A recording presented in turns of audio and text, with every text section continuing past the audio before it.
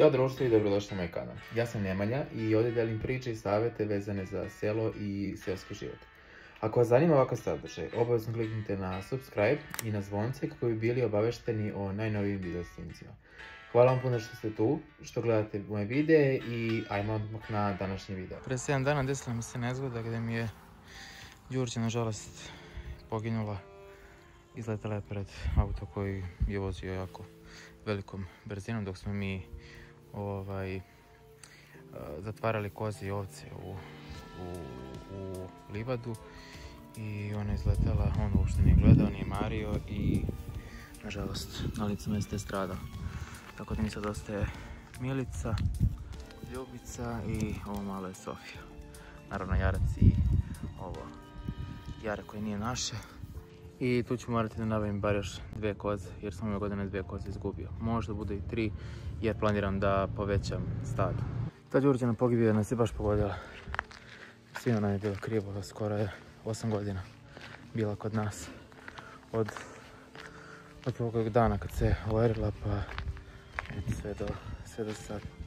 A imala je svega 2 kile kad se rodila. Jedna je od 3 preživjelih jaradi koje je tadašnja koza donela na svijet. Ali ajde što da radimo, takav je život.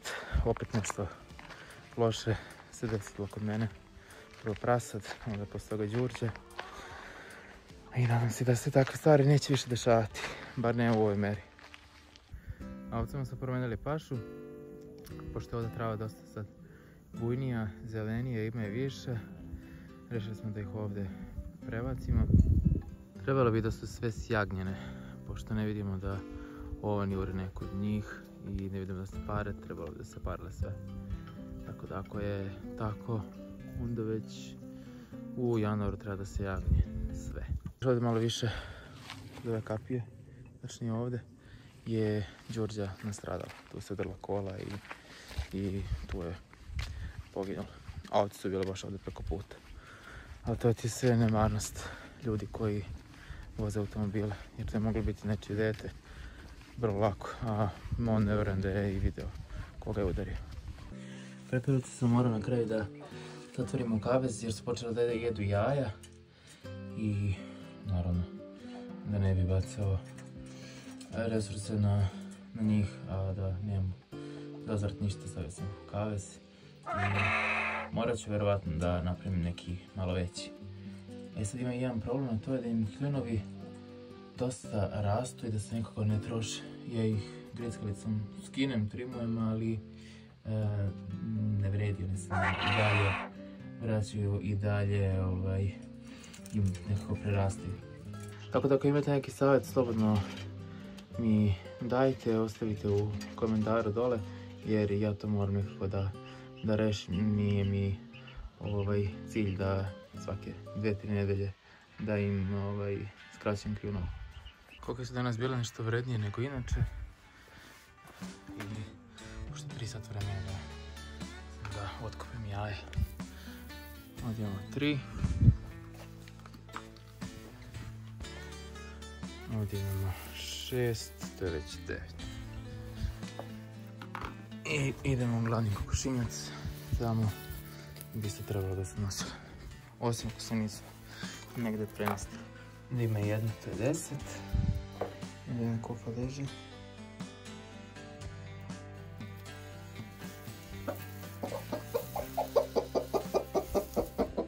Imamo jednu. Znači danas 11 komada. Malo su smanjile nego inače, ali dobro, sad će početi polako faza mitarenja. Baba ide da hoće da uzim neke pevčeve zato što imaju jako lepe. Ovo je naprimjer crveni mi je jako lep, ovo je crni i ja mislim ovo je drugi crveni, ima još jedan beli. Hoću da malo osvežim krv. Inače znate baba ide da imaju iste koze i obe su im već jarene i treba da se jare negde oko 15. novembra. Ja malo da približim da ih vidite. Ova crna je Đurđina, a ova mala, mislim da je njena, da. To je Đurđina unuka. I ona 3 pevca od babe sam uzeo, jednog sam ostavio svog i ostale su 3 od nje. Sad ću njih polako da pustimo ovdje. I kada se ne naviknu. To je prvi.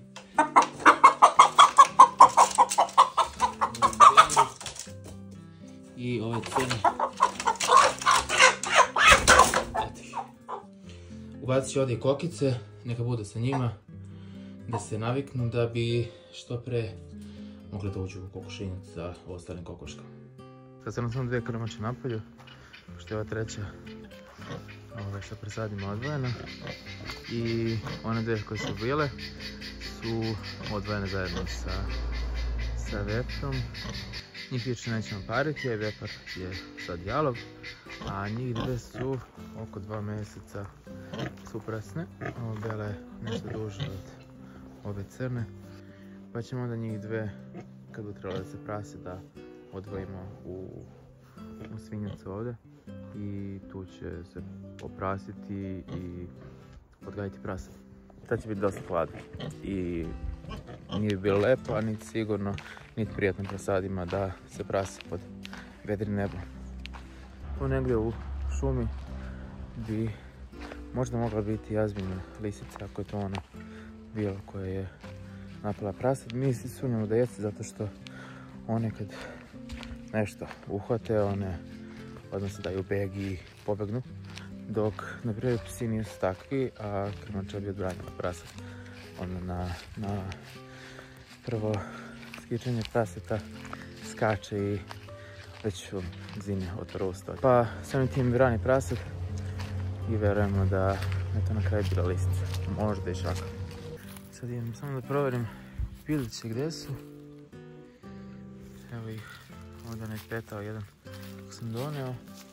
Trebalo bi da su i ostali tu. Sad smo ih sve spojili sa ostalim kokoškama jer su dovoljno veliki da mogu da budu svi zajedno, a i ona kućica mi je trebala. Koze su isto tu zajedno sa njima i ovdje mogu slobodno da brste, da se kreću. I dalje se još nijedna nije parila da smo mi vidjeli, a treba i njih 3 da se pare još. Ove 2 po prvi put. Tu je dole barak gdje se svinja blate i to je njihova oaza. A i kozama isto ovdje lepo, imaju hladovinu. Imaju isto i nešto malo voća koje nije baš za konzumaciju nas, ali kozama to baš prije. I lepo vidjeti ih ovako u nekom voćnjaku da mogu da neometano šetaju i da brste. Tako da ovdje imamo manje više 4 vrste životinja. Koze, kokoške, morke i svinje, sve zajedno. I niko ne napada, lepo se slažu i svako od njih ima hrane dovoljno za sebe. Jer ovdje se ono jeste lepo. Možda djela se onako pusto, ali ima dosta hrane da se nabere. Ove 2 su upravo sad došle u njihov bar. Još su do sad spavale, a vjerojatno su mene pratile i sad su došle ovdje. Eto, kako ne, uživaju. Ovo mi je super način da se raslade, jer jesu većine prestale, ali evo nas ima 28 stepeni, a obzirom da ne mogu da se znoje, njima su ovakve bare od ključnog značaja za zdravlje i da mogu da se rasklade. Gledajte kako jedna i druga, samo su bućnule unutra i sve mi njuške vire. Prelepo. Teladima sam upravo očistio oba boksa, dao im da jedu i dalje im dajemo senu i slamu. I vidite da su dosta porasli u odnosu na video prethodni, odnosno na video pod nazivom 1 dan na selu. Trebalo bi danas da nas stigne druga tura. Telad isto mali, pa ću da ih smestim u ovaj deo farme, odnosno u ovaj posljednji boks. Tu će mi sad doneti slamu i sad je spremno sve za njihov dolazak. Kasnije će mi dati hranu, ali to je za sad to. Ja sam sad skroz u goloj vodi. Koliko je toplo i stvarno. A treba mi do bašte da sredim nešto, a pokazat ću mi šta. Neki dva su vidjeli na Instagramu da sam kačio kako sam rasadio baštu. I djelo je kao da su skroz umrli. I donekle i jesu, ali to je normalno, zato što svo ovo lišće će da propadne, ali će novo lišće da krene. Na primjer, ova zelena salata, ovo je skroz uvelo lišće, ali će iz sredine da krenu novi zdravije listovi jači. Tako isto i ova rotkvica, listove je skroz suv, ovo je ovdje isto, ali će iz korena krenuti novi. I trebalo bi njima jedno 7 dana sigurno da počnu ponovo da listaju. Jutro su bili totalno drugačije, ali evo sad je dosta toplo i sveli su. Ali normalno je to. Ne mora ništa da nas zabrinjava. Ovdje mi se u ove dvije gredice pojavila voluharica, miš, krtica, šta god. Tako da moram staviti flaše. Ali moram da vam pokažem da je ovdje dosta bolja situacija. Malo sam ovdje usvojio još rotkle koje vidite kolike su. Sve su porasli. Tu su mi rotkvice koje živo mislim moći da berem za jedno 10-15 dana. Neki sigurno, to moram da počnem. Jer polako i one kreću da vrastu u zemlju, to jest koren kreće da mi se brže razvija. A ovdje gore, ova gora gredica je isto čak bolja od ove druge. Imam dosta i paradajza koji je nikao iz dole komposta, jer sve je ostalo, tako da neka i njega možda se zadesi neki paradajz za zimnicu, na primjer. A ovdje ću sada postavim ove flaše, ne bi li uplašio voluharicu ili koja god da je životinja u pitanju, jer pravi mi dole tunele i onda samim tim i biljke gube vlagu. Ove dve sam stavio tačno na mjesto gdje su im tuneli, tako da to bi trebalo da ih zastraši. A ovi čepovi koji su ostale flaše ide u kutiju čep za hendikep. I to bi bilo to za ovaj video. Vidite i sami da postoje i lepi i loši trenuci na selu koji je u životu. Imamo i gubitak, a imamo i dobitak u vidu životinja i drugih resursa i sve to deo života i deo prirode. Naravno što se desilo sa kosom nije neki prirodan faktor, da je više ljudski ili neljudski, ali prosto takva je sudbina njoj bila i nama, tako da ne možemo ići protiv toga. Ostanite mi dobri i vidimo se u nekom narednom videu. Veliki pozdrav!